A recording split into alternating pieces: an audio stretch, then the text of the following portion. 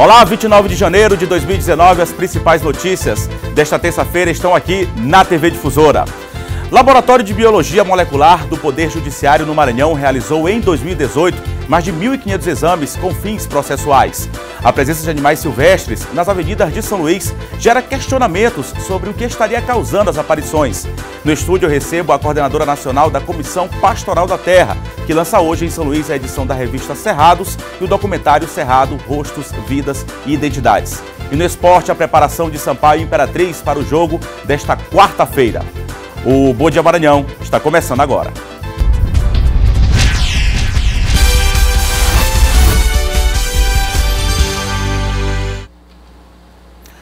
Muito bom dia a todos, agora são 7 horas e 1 minuto, 7 horas e 1 minuto aqui na capital, agradecendo todo o carinho da audiência em todo o estado do Maranhão. Te convido a partir de agora a ficar ligadinho aqui na TV Difusora, o Bom Dia Maranhão, sempre coladinho com o Bandeira 2, logo depois do Silvão Alves, todos os dias aqui de segunda a sexta-feira, te deixando bem informado, trazendo as principais informações de todo o estado do Maranhão. Falando de esporte, daqui a pouco a gente recebe o Lécio Júnior, vai trazer, eu já disse aqui, comentei, super clássico amanhã, Sampaio e Imperatriz, também as notícias, os bastidores da política com o John Coutrin, daqui a pouco também aqui no Bom Dia. Silvão Alves vai comentar sobre segurança, mas a gente já começa o Bom Dia Maranhão de hoje, mostrando para você que está em casa, daqui a pouco vai sair, está assistindo o Bom Dia Maranhão, mas daqui a pouco vai aí sair para trabalhar, levar as crianças à escola, o pessoal que já começou a estudar, né, nesse começo de janeiro. Tem algumas pessoas que só vão começar em fevereiro, mas janeiro já tem muita gente que já voltou às aulas. A gente vai acompanhar agora imagens ao vivo de uma das principais avenidas aqui de São Luís, a Avenida Jerônimo de Albuquerque. Neste momento o trânsito já é intenso, agora são 7 horas e 1 minuto, comecinho ainda na manhã desta terça-feira, mas o trânsito já é intenso, como eu disse, uma dessas principais avenidas aqui de São Luís, a Avenida Jerônimo de Albuquerque, na altura do bairro do Cófuma, mas pelo menos nenhuma intercorrência, o trânsito aí fluindo normalmente, mas já com muitos veículos transitando na manhã desta terça-feira aqui na capital São Luís. Agora são 7 horas e 2 minutos, a gente começa com informação. A assistência jurídica a pessoas privadas de liberdade terá um reforço no Maranhão. Graças à Defensoria Pública do Estado, o trabalho será ampliado em mais de 1.500 atendimentos por ano. O recurso foi garantido pela Defensoria Pública do Estado junto ao Departamento Penitenciário Nacional. O valor é de R$1 milhão para o projeto de fortalecimento jurídico a pessoas privadas de liberdade. O Defensor-Geral do Estado explica que os trabalhos terão 2 focos, um deles com a implantação da chamada visita virtual. O primeiro foco é a visita virtual. É fazer com que um preso que esteja na capital do estado receba um contato da família que está no interior e que este interior tenha o núcleo regional da Defensoria Pública. Esse familiar vai se dirigir até o núcleo regional e aí nós vamos agendar uma visita virtual. O custodiado que está aqui na capital, ele ficará com o computador, um webcam numa sala específica da unidade prisional e ficará também a família na sala do núcleo regional. Toda e qualquer pessoa que entrar no sistema prisional da capital do estado, seja oriundo da capital ou do interior, passará por uma análise não só processual por meio dessa equipe que nós iremos contratar, mas também uma análise psicossocial. Os recursos devem ser liberados em até 30 dias e devem ser investidos na contratação de pessoal, compra de equipamentos e de um veículo para atendimentos. Serão 2 assessores jurídicos, um assistente social, um psicólogo e 8 estagiários de direito fazendo parte da equipe. A meta é realizar cerca de 1.500 atendimentos a mais por ano, reforçando o trabalho já desenvolvido pela Defensoria, que atualmente conta com 11 defensores. A nossa ideia é evitar que prisões ilegais elas se perpetuem. Esse é o primeiro ponto. E com relação à visita virtual, é fazer com que nós tenhamos mecanismos de promover uma aproximação maior e facilitar assim a ressocialização. Porque muitas pessoas do interior não têm condições financeiras de vir até a capital para poder visitar o filho, e o filho ou parente, ele acaba ficando abandonado. Ao ser abandonado, ele se torna uma presa cada vez mais fácil de facções criminosas. Então a nossa ideia é fazer com que ele tenha um apoio, ainda que virtual, mas que a família possa fazer essa visita, esse acompanhamento do cumprimento da pena dele, facilitando assim a sua ressocialização. Pois é, a Defensoria Pública, que inclusive a gente já recebeu o defensor-geral aqui, já neste mês de janeiro, que fez um balanço aí dos trabalhos que estão sendo realizados pela Defensoria Pública, tem crescido bastante e tem ajudado a população maranhense. Agora são 7 horas e 5 minutos, como eu disse, daqui a pouco a gente vai conversar com o John Coutrin aqui, falando de política, mas uma informação que saiu agora há pouco, que chega ao nosso conhecimento, é que os engenheiros que atestaram aí que não teria risco de rompimento lá na barragem que causou aquela tragédia no município de Brumadinho, com mais de 60 mortes já e quase 300 pessoas desaparecidas, eles foram presos.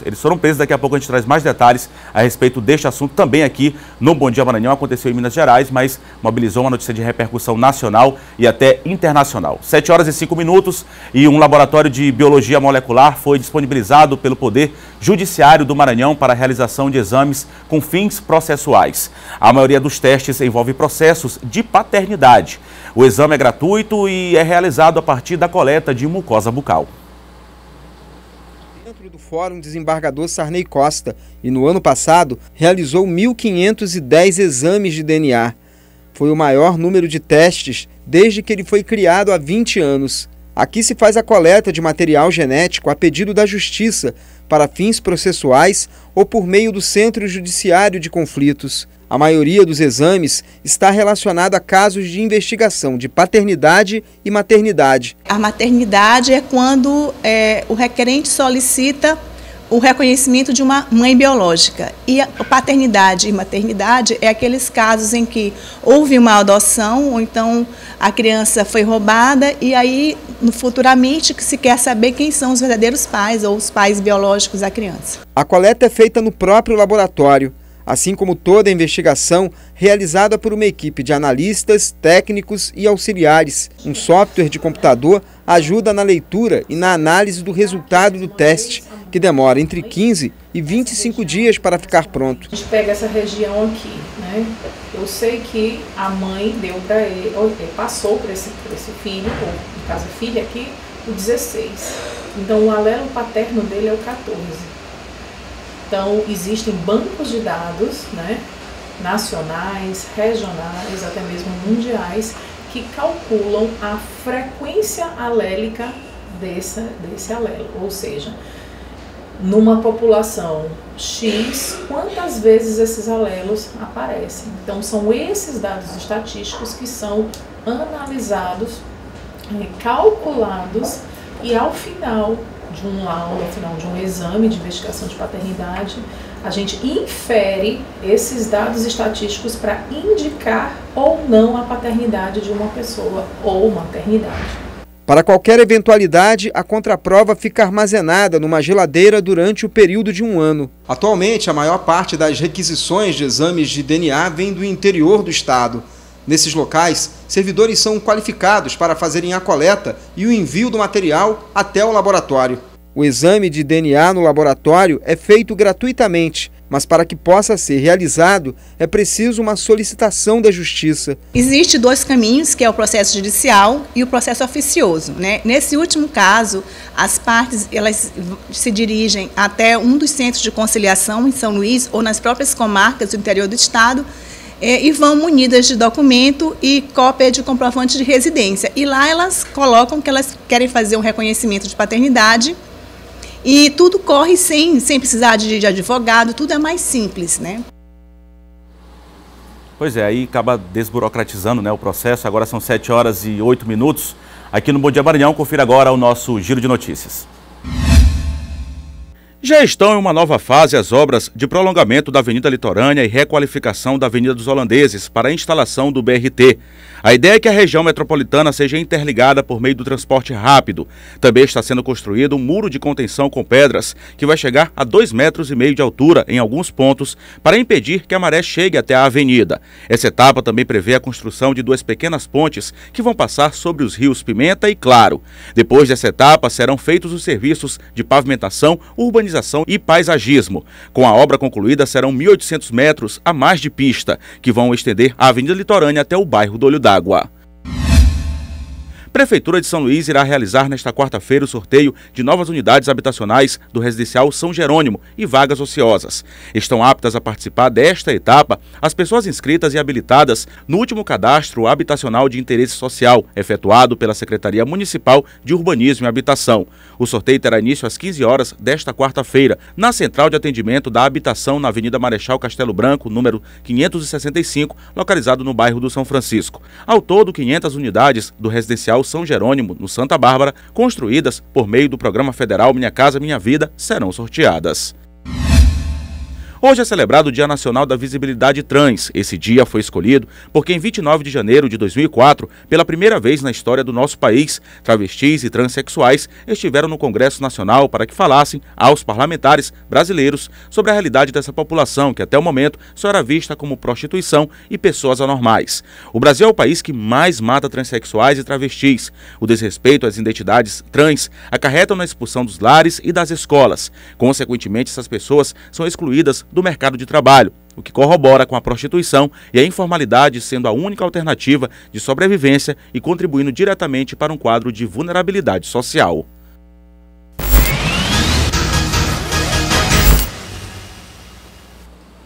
Aqui no Bom Dia Maranhão, agora são 7 horas e 11 minutos, a gente recebe Silvan Alves, que vai falar sobre segurança, como todos os dias, nosso quadro de segurança, recebendo aqui nosso amigo Silvan. Muito bom dia, Silvan. Bom dia, Eduardo. Bom dia, Eduardo. Bom dia a todos. Silvan, a gente vai começar aqui falando sobre uma prisão importante realizada pela SEIC, que foi de um estelionatário que aplicou vários golpes, não só aqui no Maranhão, mas até em outros estados. Exatamente. Né? Ele tinha um fato material na casa dele, os policiais foram lá. Primeiro havia um mandado de prisão, né, preventiva em aberto, em função dele ser um estelionatário que tinha golpes aplicados no país inteiro, em vários lugares do Brasil, né, que ia desde a falsificação de documentos, certidões, encontraram lá até certidões do Conselho Nacional de Justiça, não é?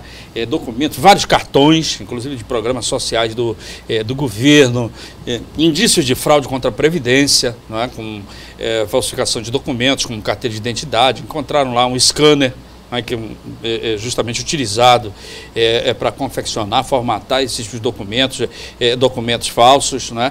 E a polícia acredita, Eduardo, que agora com a prisão dele deverão aparecer, inclusive muitas vítimas, né? Pessoas que inclusive estão com esses documentos lá e que às vezes de mostrar para fazer o reconhecimento. Exatamente, fazer o reconhecimento dele. E às vezes a pessoa perdeu o documento, teve os documentos furtados, foram parar nas mãos desse estelionatário. E aí quando a pessoa vai descobrir que ela está com o nome todo complicado, né? Porque ele usou esses documentos, falsificou a assinatura da pessoa e aplicou golpes, né? Então, com certeza, muitas dessas pessoas que talvez ainda não tiveram conhecimento, né, de que seus documentos foram parar em mãos erradas, essas pessoas vão ter um verdadeiro trabalho para depois tentar limpar o nome, provar de que elas foram vítimas de um golpista, foram vítimas de um estelionatário. Então, depois da prisão dele, com a divulgação dele, acredita-se que surgirão muitas vítimas. E esse tipo de prisão, né, Silvan, também serve como alerta, a gente sempre chama a atenção para que a pessoa não caia na lábia de cada pessoa, como fala popularmente, né? Porque tem pessoas que entregam. Oferece previdência, aposentadoria, benefícios. Desconfie, né, Silvan? Desconfie sempre. Nos tempos de hoje, a pessoa tem que desconfiar, não dê seus documentos sob qualquer pretexto.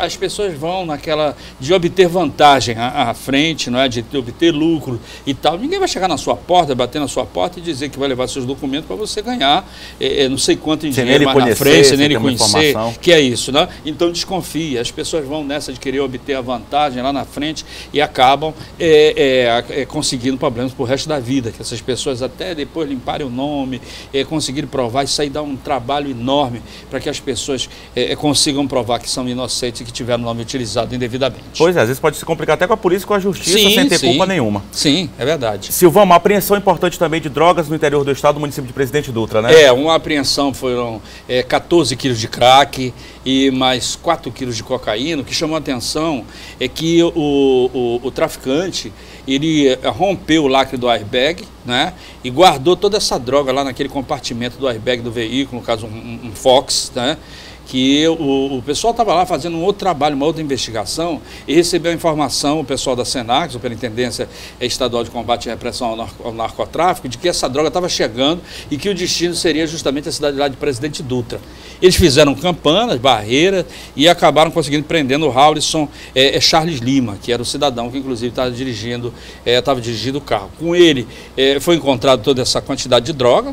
Essa droga aí, para você ter uma ideia, ela está avaliada em mais de 300 mil reais, que se fosse vendidas aí, aferia um lucro, né, nessa casa aí de mais de 300 mil para os criminosos. O SENAC vem cumprindo seu papel, né, Eduardo, que foi criado com esse objetivo de combater, não o pequeno traficante, mas o narcotraficante, aquele que tem quantidades maiores, e causar nesses narcotraficantes o prejuízo financeiro, que talvez hoje seria essa grande forma de combater o tráfico, o grande traficante, o narcotraficante, é causar justamente o prejuízo, o impacto financeiro, e a SENAC tem feito isso muito bem. Tanto que já há pensamento do governo, agora nesse ano de 2019, em criar novas superintendências, uma, por exemplo, aqui na região da Baixada, né, espalhar... que direciona, isso, né, para aquele tipo de crime.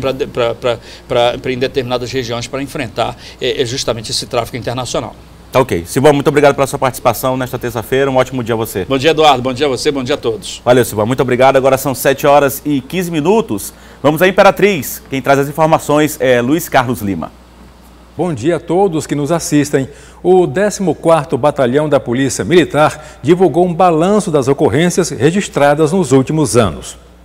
O 14º Batalhão de Polícia Militar divulgou o balanço estatístico fazendo um comparativo de quantidade de ocorrências policiais dos anos de 2016 a 2018. Entre as principais ocorrências registradas pelo 14º Batalhão estão a de roubo e furto à pessoa e, em seguida, conduções de pessoas à delegacia de polícia. Desses, os registros de roubo e furto à pessoa já chegaram a 30% a menos se comparado a, por exemplo, só o ano de 2017. Trabalho da Polícia Militar efetivo na rua, diariamente fazendo operações e blitz, né, que faça com que nós tenhamos maior número de pessoas abordadas e, consequentemente, maior resultado de apreensões de pessoas com drogas, pessoas executando roubos, executando furtos, né, e tráfico de drogas. Segundo o tenente-coronel do 14º BPM, a unidade vai continuar trabalhando em busca de diminuir ainda mais os índices,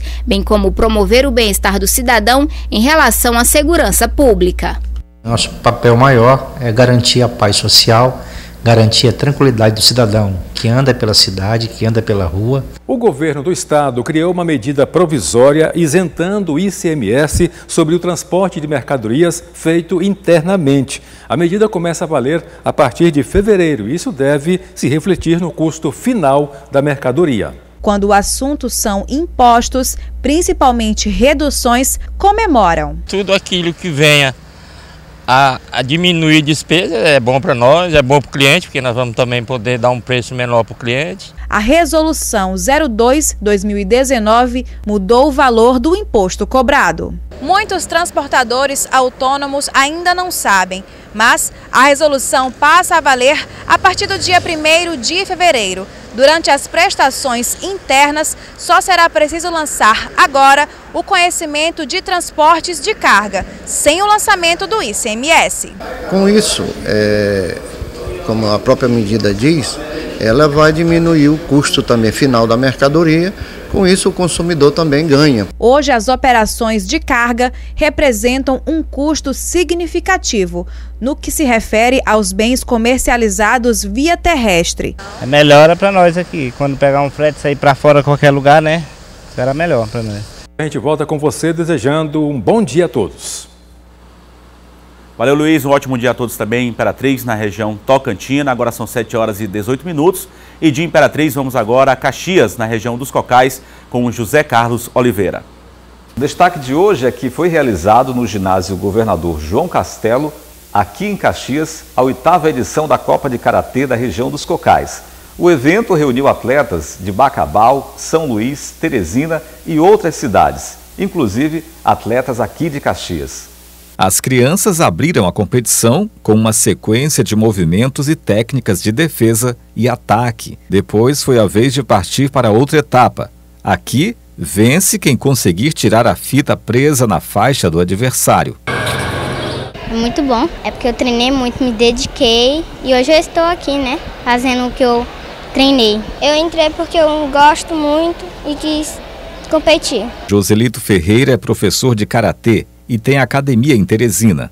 Hoje veio dar apoio técnico à competição realizada em Caxias. Integração de técnicas, né, em que a gente vai adquirir conhecimentos, vai poder medir nossos conhecimentos com outros, né, e ao mesmo tempo fazer uma apresentação dos nossos alunos à sociedade. A iniciativa foi abraçada pelos alunos, que esperam terminar a competição com bons resultados. Eu espero ter um resultado bom, né, nessa competição. Tanto é que, como é da nossa casa, nós que estamos fazendo, eu espero pelo menos chegar ao primeiro lugar, segundo lugar, pelo menos chegar no pódio, né? Hoje eu estou feliz não só por participar dessa competição, e sim por nossa cidade receber um mega evento desse. Cada categoria recebe medalhas, troféus e muitos aplausos ao final da competição.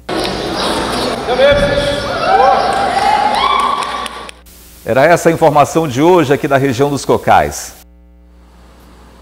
Obrigado, José Carlos, trazendo essa informação lá da região dos Cocais, como todos os dias aqui no Bom Dia Maranhão, essa participação importante aqui, informando você em todo o estado. E no próximo bloco, CPT lança em São Luís revista e documentário sobre o Cerrado e você pode participar enviando sua pergunta já a partir de agora para o nosso WhatsApp, é o 991 46 7343. 991 46 7343. Essa interatividade você pode participar conosco, ajudando nessa entrevista também, tirando suas dúvidas, contribuindo com a gente. E mais, também no próximo bloco, governo Bolsonaro reestrutura EBC e demite funcionários, inclusive aqui no estado do Maranhão, assunto para John Coutrin e outros assuntos também, nosso quadro de política. Agora são 7 horas e 21 minutos, a gente vai ao vivo mais uma vez com o trânsito na Avenida Jerônimo de Albuquerque, neste momento, 7 horas e 21 minutos. O Bom Dia Maranhão volta já.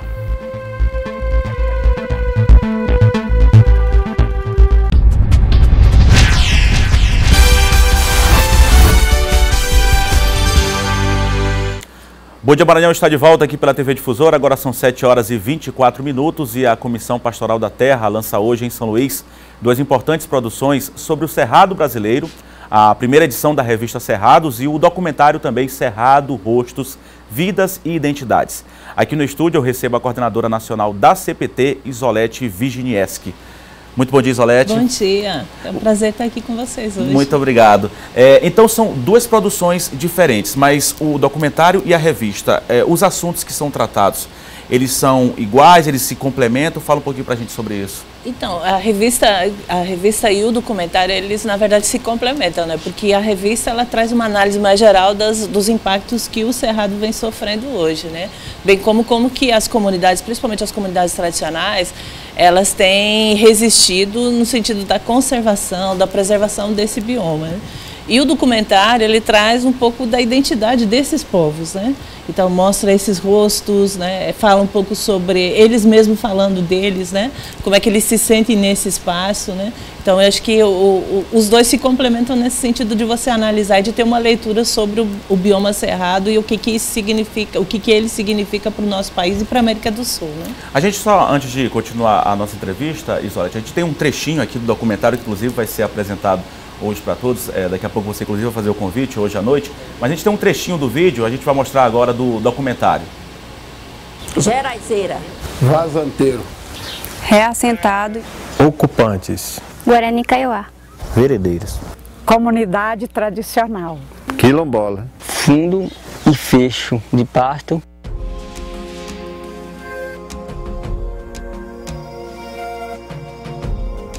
Há uma grande diversidade de povos e comunidades que vivem e protegem o Cerrado. Bioma com imensas riquezas, que também é conhecido como o berço das águas. Situado no coração do país, o Cerrado está presente em 11 estados brasileiros: Paraná, São Paulo, Mato Grosso do Sul, Minas Gerais, Goiás, Mato Grosso, Rondônia, Tocantins, Bahia, Piauí, Maranhão, além do Distrito Federal. O bioma ocupa 1/4 de todo o território nacional.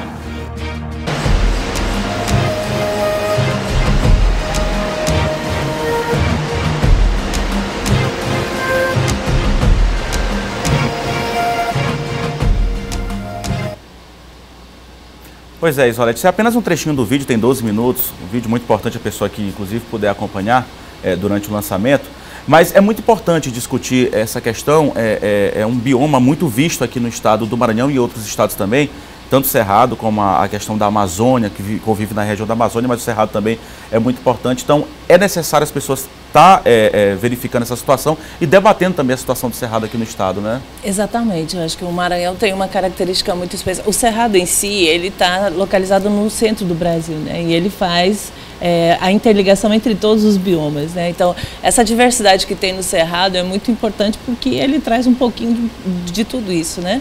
E se a gente olhar assim, os pesquisadores, eles falam muito sobre a própria, como que o Cerrado se originou, né? Um dos biomas mais antigos do Brasil, né?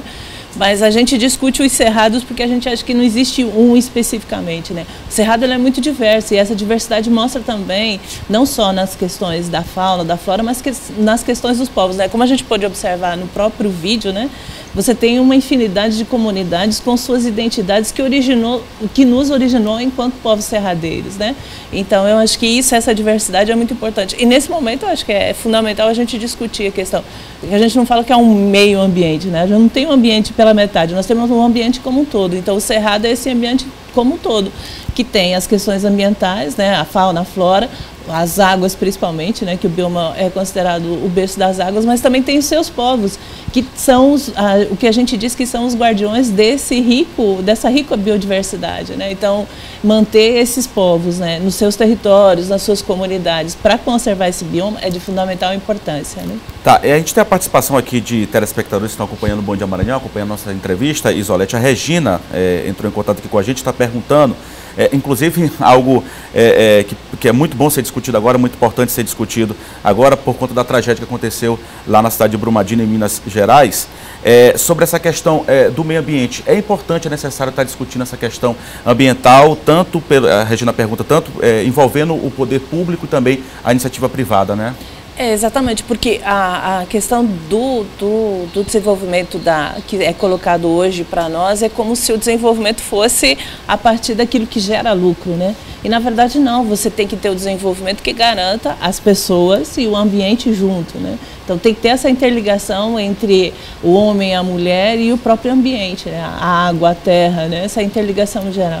E hoje quando trata do meio ambiente, às vezes só trata da questão da floresta, só trata da questão da água, né? As pessoas estão fora disso, né?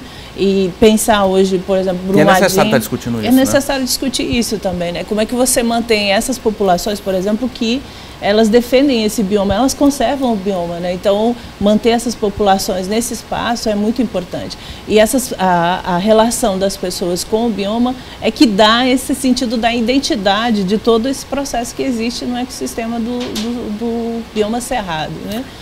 Tá, tem mais uma perguntinha aqui da Indara. A luta pelo território passa também pela conservação do bioma, que a gente estava conversando aqui. No caso do Maranhão, mais de 60% do bioma é constituído pelo cerrado. Além das campanhas e documentários para sensibilizar os governantes e as comunidades, quais outras ações que a Comissão Pastoral da Terra tem planejado e qual o envolvimento com outros movimentos sociais? Então, a gente tem essa percepção, a Comissão Pastoral da Terra, enquanto uma pastoral da igreja, acompanha todos os processos com essas comunidades, né? Então, desenvolve junto com elas, assessora, procura criar condições para que elas possam realmente permanecer na terra, nos seus territórios, né? Mas há várias iniciativas que são desenvolvidas por essas comunidades de defesa, ou seja, na produção agroecológica, ou seja, no modo de viver dessas comunidades, na interligação que elas têm, né? Ou seja, também no seu jeito de se relacionar com esse bioma, né? Na defesa também, na discussão, hoje a gente tem trazido muita discussão da questão de gênero, das mulheres também, importante nesse processo, né? Como é que elas se colocam nesse espaço de emancipação dos seus territórios, dos seus corpos qualidade das suas vidas, né?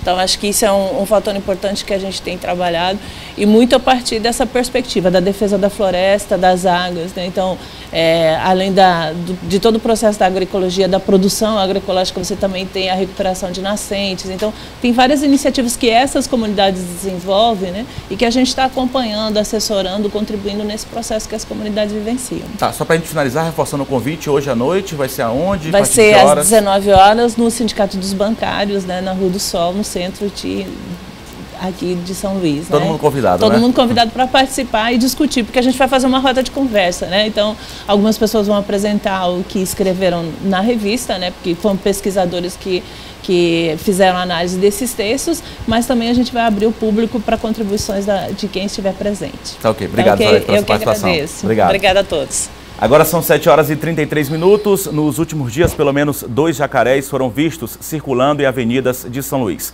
A presença dos animais gera curiosidade e questionamentos sobre o que estaria causando as aparições.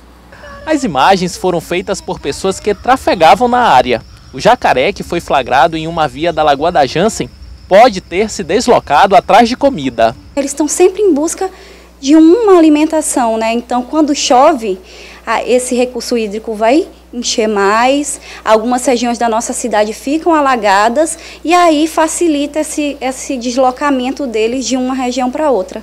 Por mais que muita gente se surpreenda com a aparição de animais silvestres, a presença de jacarés na região da Lagoa da Jansen sempre foi comum. A Lagoa da Jansen sempre teve um jacaré, ela é um ambiente artificial, ela é um represamento de uma área de mangue original e é um ambiente ideal para um jacaré que tem peixe, tem onde ele se abriga na orla com áreas de mangue, então ali você tem populações de jacaré há muitos anos. E mesmo sendo uma área bastante impactada pela degradação, os jacarés conseguem sim sobreviver em ambientes poluídos. Um jacaré é um animal que respira como um animal terrestre, ele simplesmente nada na hora de se alimentar, mas ele habita na orla. Então, nesse caso, o tipo de interação da poluição, que seria uma poluição da qualidade da água para ele, é uma influência mais indireta, no caso, se comprometesse o peixe do que ele se alimenta. Na terça-feira da semana passada, populares avistaram um filhote de jacaré em um canteiro da Avenida Jerônimo de Albuquerque, nas proximidades do Palácio Henrique de La Roque. O animal estava morto, exposto ao sol. O Corpo de Bombeiros foi acionado para a retirada do animal do local, que é o procedimento correto, já que tentar se aproximar de animais silvestres pode oferecer riscos. São animais que podem estar tendo esse risco para a pessoa, podem morder, né? Muitas vezes até a cauda, né? Pode bater na pessoa e principalmente dependendo do tamanho, seja reportado para os bombeiros, que eles fazem a captura e tem a indicação certa para o que tem que fazer, né? Que aí vai reabilitar ou fazer a soltura, dependendo de como está o animal.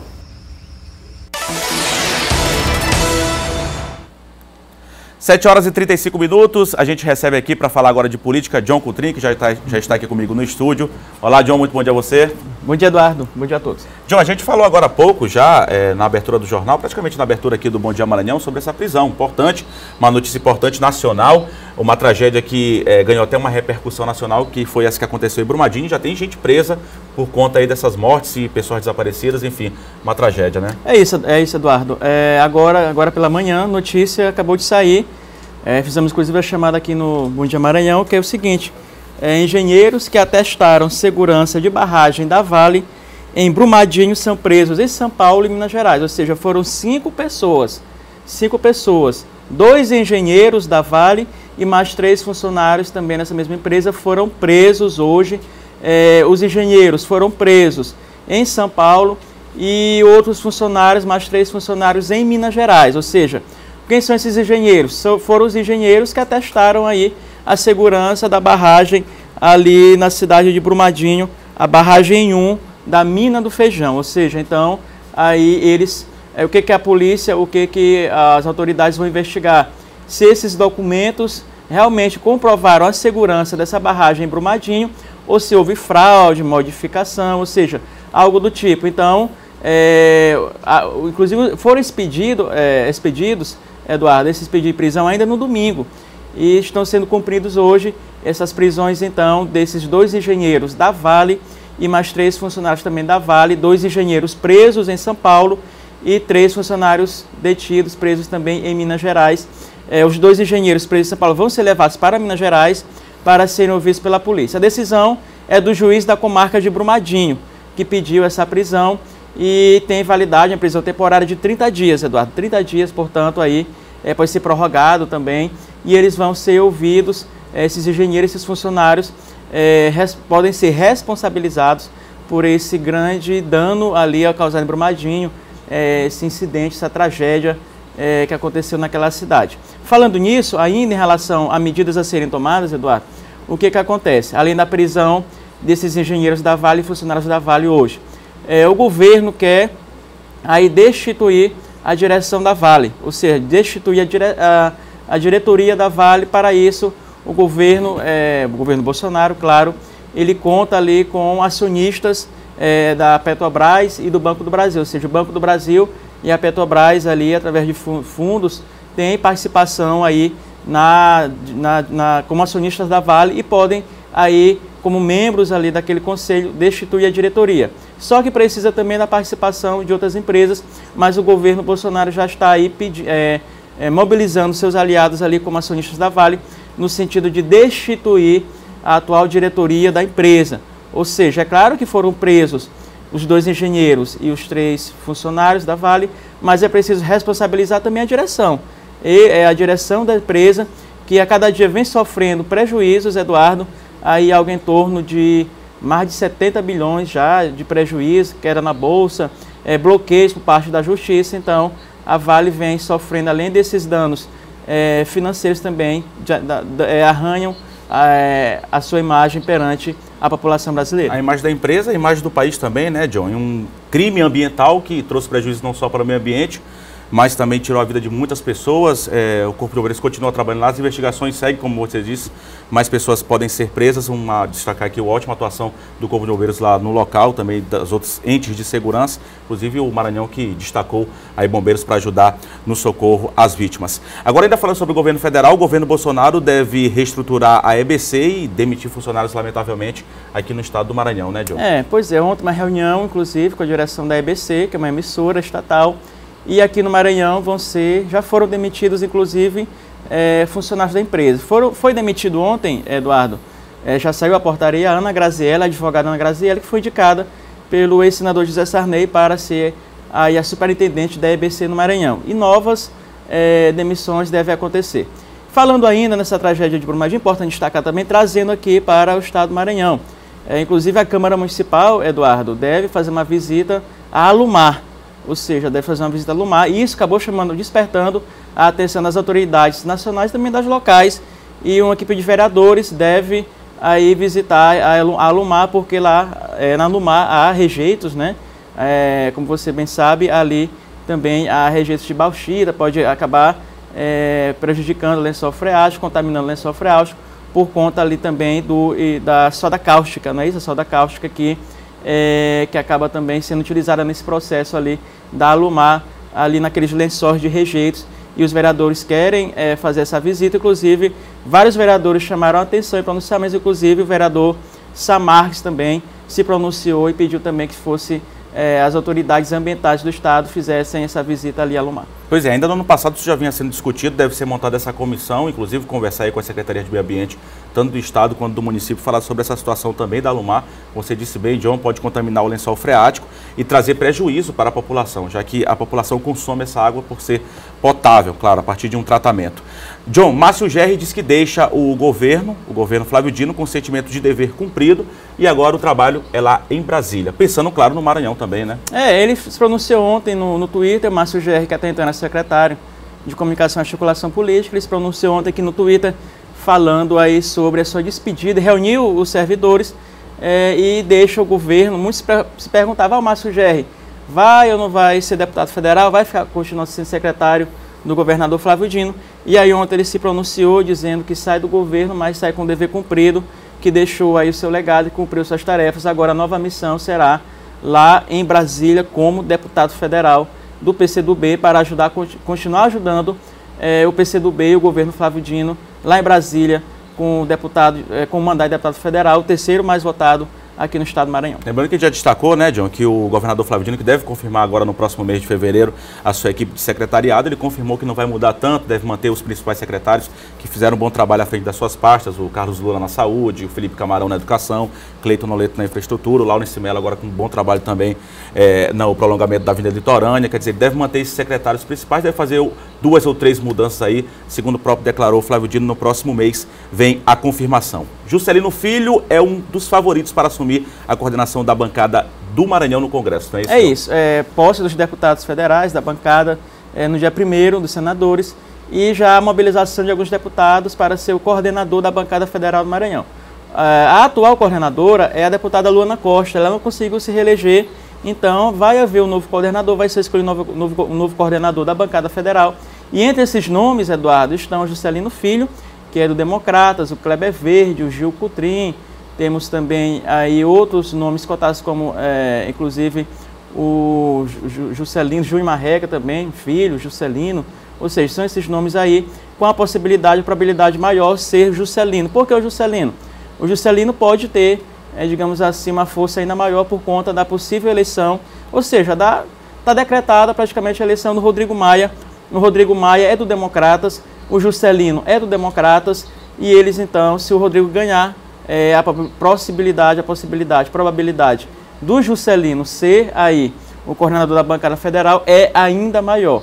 Ou seja, então, além do Juscelino, corre outros nomes por fora aí, como nós já citamos, Kleber Verde, aí, o Gil Coutrin, também deve ser um desses nomes aí também especulados para assumirem a direção da bancada. Falando de deputado federal, para encerrar, Eduardo, o deputado Eduardo Brade deve anunciar amanhã. Inclusive aparece aqui na foto, Inclusive aparece na foto. Isso. Deve anunciar amanhã seu novo partido. Eduardo Brade, que está no PMN, que estava no PMN, saiu do PMN e deve agora ir para um outro partido, PR, PSL, mas a probabilidade maior, as chances maiores são do Podemos, dele ir para o Podemos, aí se filiar, ter independência política e se candidatar a prefeito de São Luís daqui a 2 anos. Ok, John, muito obrigado. Você volta amanhã aqui no Bom Dia Maranhão, trazendo mais notícias e informações sobre política. Valeu, John, obrigado. Até amanhã.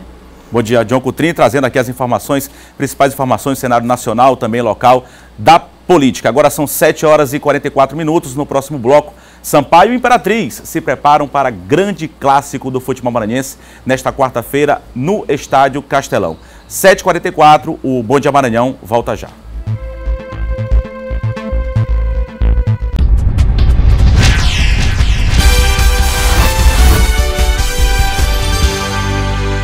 Sete horas e 47 minutos, Bom Dia Maranhão de volta. Agora vamos falar de esporte.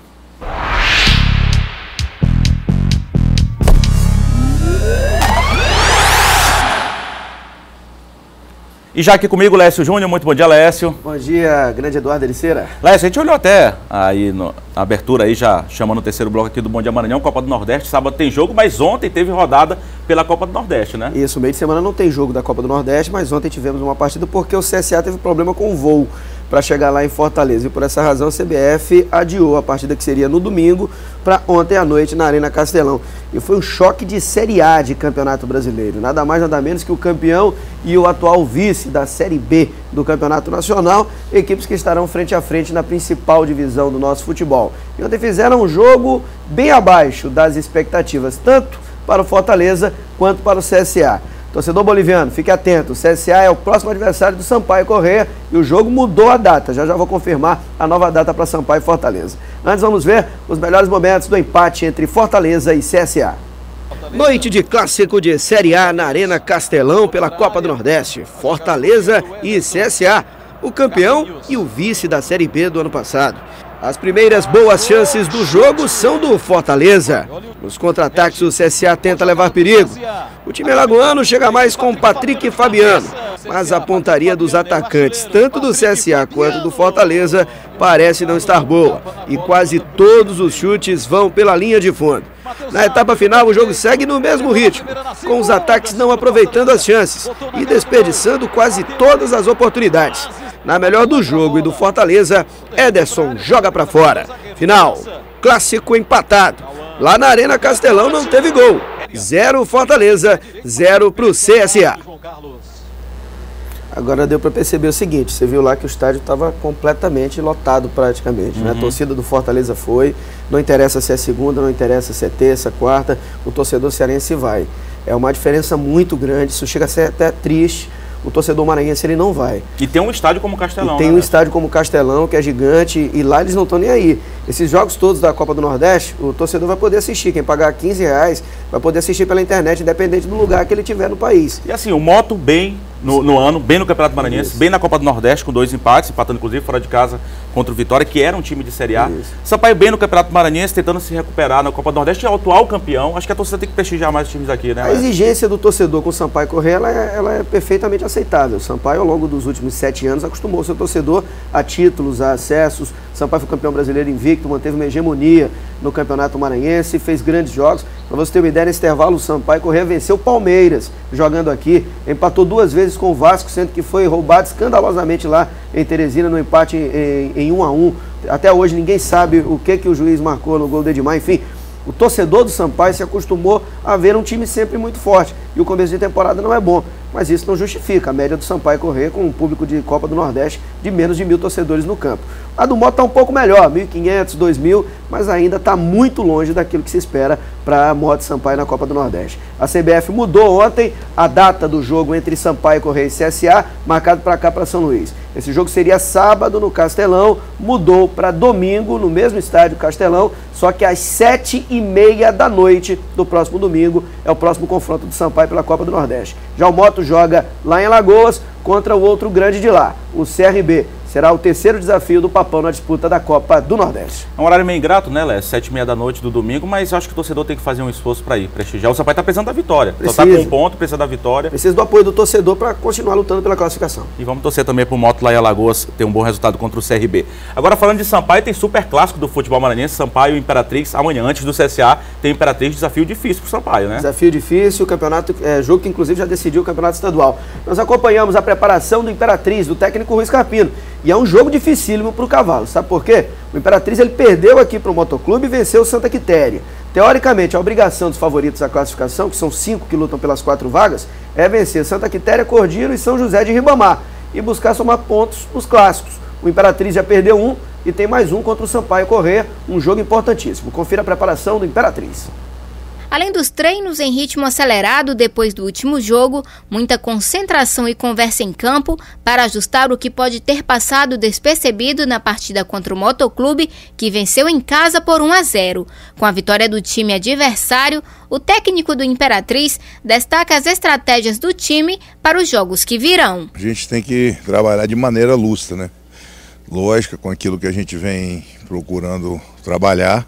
Sabemos da responsabilidade, a importância que tem. Agora o futebol você tem que ter estrutura, tranquilidade para saber superar adversidades. É que mesmo com a temporada ainda no início, o objetivo é sempre conquistar o título. Uma semana um pouco maior para trabalhar. A gente tem que focar no próximo jogo, que é o Sampaio, né? Então a gente tem que trabalhar bem mais agora a parte física, a parte tática, para que a gente consiga fazer um jogo equilibrado. O técnico quer que o time continue evoluindo e, para isso, a rotina de treinos tem sido totalmente diferenciada. A gente está procurando manter o ritmo de trabalho, fim da semana toda com trabalho forte aí para nós chegarmos aí na quarta-feira, tá com a equipe bem pronta, bem preparada para a gente fazer esse jogo aí. O Imperatriz volta a jogar no dia 30 de janeiro contra o Sampaio, em São Luís. Pois é, Lécio, a gente viu a Imperatriz, né, se preparando, mas o Sampaio também está se preparando para o Clássico, né? E o Pinheiro, que joga na quinta-feira contra o Cordino, vai ficar de olho nesse jogo. Porque uma derrota do Imperatriz para o Sampaio Corrêa, o Sampaio já tem 6 pontos, o Imperatriz ele tem 3.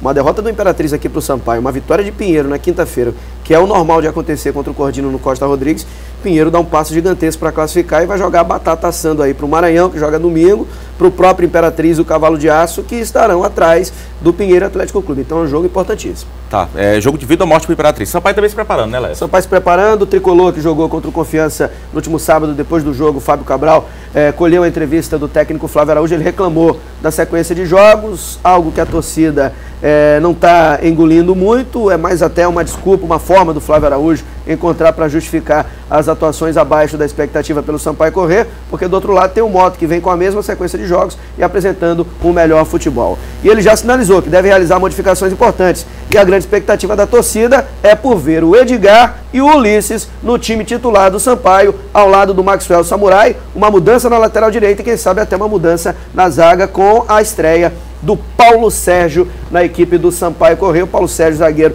que estaria na estreia do Sampaio Corrêa, mas se machucou. Ele trabalhou como titular ao longo de toda a preparação e o Flávio Araújo já pode, quem sabe, contar com esse jogador ao lado do Anderson na zaga. Já que o Douglas tem deixado muito a desejar, o Patrick já mostrou que no meio de campo ainda não conseguiu se encontrar como um bom jogador da equipe do Sampaio Corrêa, o mesmo acontece com o Ian. Essas mudanças importantes podem acontecer até para que esses outros jogadores que estão no banco possam ser observados pelo técnico Flávio Araújo. Lembrando que depois que o Edgar e o Ulisses entraram aí no jogo contra o Confiança, que o Sampaio deu uma melhorada no segundo tempo, jogou bem melhor do que no primeiro, né, Slésio? Jogou melhor. A bola rola amanhã às 8 da noite no estádio Castelão. Tá bom, a torcida tem que comparecer, tanto do Imperatriz quanto do Sampaio. Valeu, Lécio, muito obrigado, até amanhã. Um abraço, Eduardo. Ótima terça-feira. Agora são 7h55 e crianças que estudam na rede pública de ensino estão tendo a oportunidade de descobrir o mundo da dança. Um projeto desenvolvido na capital está com as inscrições abertas. Mais detalhes com o repórter Hugo Viegas. Cada detalhe é importante. Posição dos pés, das mãos. É preciso estar atento a cada instrução passada pela professora e repetir várias vezes cada passo para que os movimentos saiam perfeitos. Mas quem disse que é um sacrifício? Para esses jovens é, na verdade, a realização de um sonho. É a realização de um sonho. Muita menina, a maioria do desejo de uma menina é fazer balé. Todo fala balé assim, nossa, chega uma emoção. Tem que ter muita dedicação, não pode faltar, porque isso é um treinamento para o futuro, isso é uma profissão. A turma é formada por meninos e meninas de escolas públicas da capital, que fazem parte do projeto Dança Criança, desenvolvido pela Escola Olinda Saul. O projeto tem já 34 anos, sempre trabalhou com alunos de escola pública, oferecendo bolsas através dessa seleção. Sempre foi assim, buscando os talentos da nossa cidade para poder aprimorar, trabalhar e lançar para o mercado fora. Para este ano serão oferecidas 200 vagas, com inscrições até 1º de fevereiro. As turmas são separadas por idade e têm duração de 6 anos. Para entrar, é preciso passar por uma audição. Tudo vai ser ensinado aqui, desde o começo, do início, tudo, como se passa, todos os movimentos, como começa, como termina. Então, assim, não precisa ter o conhecimento a priori do balé, mas ter o gosto. Caio passou pelo processo após receber a dica de amigos pelas redes sociais. Estar em uma turma de balé sempre fez parte dos planos. Eu sempre tive aquela vontade de fazer o que os grandes bailarinos faziam, de subir no palco e ter os aplausos, sentir aquele povo do teatro todo, é uma coisa muito emocionante. Mas a minha família não tinha condições de botar desde pequeno, porque assim, eu sempre tive o apoio dos meus pais, mas é muito difícil. Só que aí o projeto proporcionou essa grande oportunidade, como proporciona para todos nós hoje. História parecida com a de Emanuelen, que viu a oportunidade como um recomeço. É uma oportunidade tanto de pessoas realizarem seus sonhos e é gratificante. Ainda mais antes de ter a Olinda Saul, é maravilhoso. Oportunidade que contagia a família toda. Os benefícios são percebidos no dia a dia. Foi uma coisa assim que, mesmo com a questão do 3º ano, mas o meu esposo falou, não, nós precisamos perseverar, porque assim foi muito nítido isso. Eles são muito excelentes, os professores são exigentes e sim, essa questão do foco, da disciplina é muito nítido. Pois é, a dança transformando aí a vida das pessoas, né?